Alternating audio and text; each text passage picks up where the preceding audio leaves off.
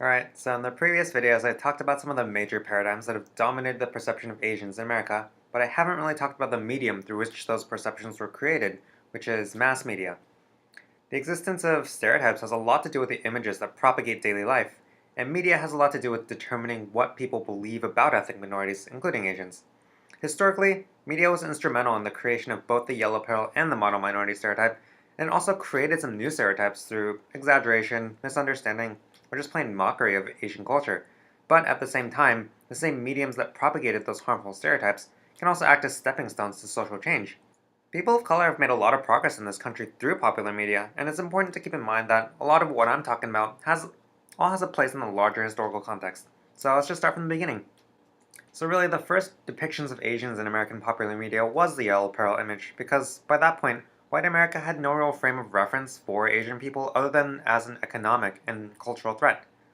The Boxer Rebellion in 1990 made white people across the world really paranoid about a worldwide Asian takeover, and that really came through in the literature during this time. So we saw books like Yellow Peril or The Orient versus the Occident by G.G. Rupert, which framed the East-West War as an apocalyptic religious conflict, or The Rising Tide of Color Against White World Supremacy by Lothrop Stoddard, which predicted the demise of Western civilization due to an uprising of colored people and advocated for eugenic separation. Eventually, the panic of Yellow Peril kind of died off, but the idea remained in American consciousness for a very long time. Pulp magazines, fiction, and media still depicted Asians as vaguely threatening, mysterious, and villainous in a foreign kind of way, but it kind of evolved into more of an entertainment trope rather than imagery meant to incite racial hatred, which is still pretty racist and harmful because even today people still can't really seem to tell the difference. See, the problem with this kind of negative stereotyping is that even if it's unintentional or just for narrative purposes, it makes us the bad guy. Like, I watched the movie Unbroken with a bunch of white people and I enjoyed it. But when the white protagonist overcame his Japanese captors in a brilliant display of will and courage and made the evil Japanese guy look like a total asshole, I felt kind of uncomfortable with all those white people around me laughing and cheering. I felt like they might have some kind of implicit hatred towards me, because I look like that Japanese asshole, even if I'm not Japanese. So these depictions really highlight the fact that I look different and I am different. Even if on the inside I identify with the dude holding up the board, on the outside I look like that guy with the riding crop. So these depictions shape other people's perceptions of me, and they shape my perceptions of myself. Anyways, the Fu Manchu character was created during this time as a physical manifestation of all those Yellow Peril fears, and he became hugely popular. He was basically this evil genius character who was the leader of a cult bent on world domination, and he was almost like one of the first supervillains of the modern age. And he had this kind of sadism that reflected the perception of Chinese as like enjoying torture. He was also the inspiration for tons of other villains with this Yellow Peril theme, including Ming the Merciless from Flash Gordon, James Bond villain Dr. No, Lo Pan from Big Trouble in Little China, the Mandarin and Yellow Claw from Marvel Comics, and the Batman villain Ra's al Ghul. Also around this time, the Dragon Lady character was created as the female aspect of the Yellow Peril stereotype. The original Dragon Lady character, who originated in a comic strip called Terry and the Pirates, was this domineering, sexualized, kind of seductive and evil woman, and the stereotype that she inspired kind of mixed Yellow Peril and racial fetishization. Asian American actress Anna May Wong would play lots of these characters throughout her career, and it became part of the American perception of Asian women. Audiences today would probably recognize Lucy Liu playing the role of Ling Wu on the TV show Ally McBeal. Also, for a time, very briefly, Asian men were also made into sex symbols in a similarly degrading fashion. This was best exemplified by Japanese actor Sesue Hayakawa, who usually played a sadistic, cruel, kind of sinister villain with a brooding sexual dominance. There was this trend pre-World War II to portray Asian men as predators of white women, which kind of taps into the fears of miscegenation, but of course the white woman would always be saved by a white hero in the end. The Dragon Lady stereotype and the Asian sexual predator both came out of the idea that Asian has this weird, deviant sexuality, but after World War II, the sexuality of Asian men was downplayed, and interracial storylines were introduced with Asian women, still depicted as highly sexualized, but only for white men. Also, there's this tendency to portray Asian women as these docile, submissive, or kind of victim roles that need to be rescued by white men, and again, Anna May Wong ended up playing a lot of these roles as well. Just like if you're constantly depicting black men as these scary, sexually violent thugs, that also sends a message.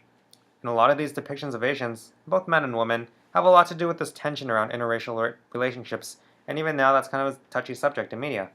So anyways, there was some reaction against yellow peril stereotypes fairly early on by more level-headed people. For example, the novel The Good Earth by Pearl S. Buck and the movie that was based on it did a lot to perpetuate the image of the hardworking, docile, subservient Chinese peasant over the more bombastic depictions of the yellow Chinese devil. So there's kind of this movement against yellow peril stereotypes and more of a movement to create good Chinese stereotypes. D.W. Griffith's Broken Blossoms told us the story of a Chinese man nursing a sickly girl back to health in a story about tolerance and the impossibility of interracial relationships. While these depictions were kind of patronizing, they were still better than the alternative. Enter Charlie Chan, the Chinese Hawaiian detective created as the Asian counterpart to Fu Manchu. This was actually a really progressive Asian character because it was the first time in American media where there was actually a real Asian American hero. And he was insanely popular for a really long time, appearing in books, comics, television, and movies. He was characterized as intelligent and heroic detective, but also as like a little bit chubby, speaking in broken English and having this kind of exaggerated humility and politeness.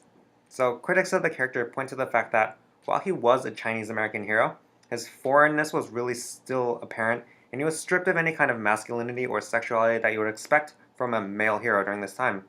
Today there's some controversy about the character, but overall he did bring visibility to Asian Americans, and he introduced Asian characters that weren't totally villainous. So even if he did perpetuate some negative stereotypes about Asian males, I'd still give him a pass, because Charlie Chan movies are actually pretty entertaining, and he's still kind of a badass. One thing that was not progressive about his portrayal was that the guy playing him was a white guy, wearing makeup to look Asian. It was a Swedish actor named Warner Oland. In fact, almost all the portrayals of Asians I've mentioned so far have been played by white actors in Asian makeup. The character Fu Manchu was never actually played by an Asian man, which might be kind of a good thing, because I think it's gotta be really sad if you know that you're playing up a stereotype in order to gain recognition in Hollywood. Anyways, yellowface was a really common practice in Hollywood, and people still do it today.